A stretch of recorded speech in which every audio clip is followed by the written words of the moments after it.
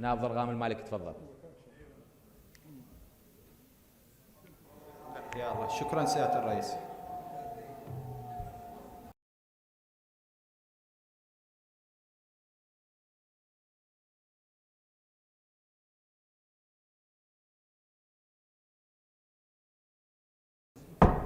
إذا تسمح لي سيادة الرئيس، هذه مداخلة واستنكار يخص محافظات الوسط والجنوب، وكل بيت عراقي شريف يعتز بعراقيته وبانتمائه، ونحن في بداية هذا الشهر الفضيل.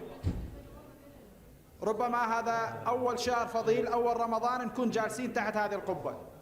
كل عام في بداية رمضان تظهر علينا القنوات المأجورة والقنوات التجارية بأفلام ومسلسلات ما أنزل الله بها من سلطان، الغاية منها التقليل من شأن العشائر ومحافظات الوسط والجنوب والقرى والأرياف، كأنما لا توجد هناك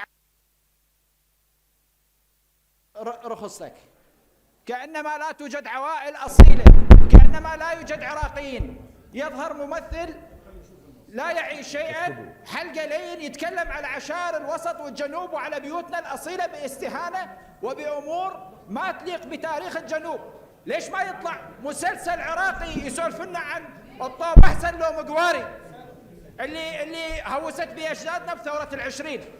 الطامة الكبرى تطلع قناة تحمل اسم أحد رافدي العراق، مفروض تمجد بحضارة البلد وبعشائره وبالعقال العراقي، لا تستهين من شخصياتنا ومن نفوذنا ومن وضعنا.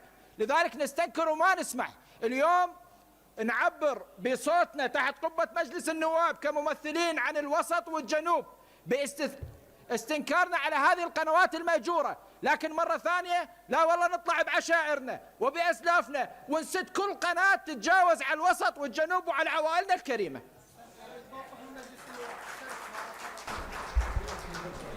شكرا.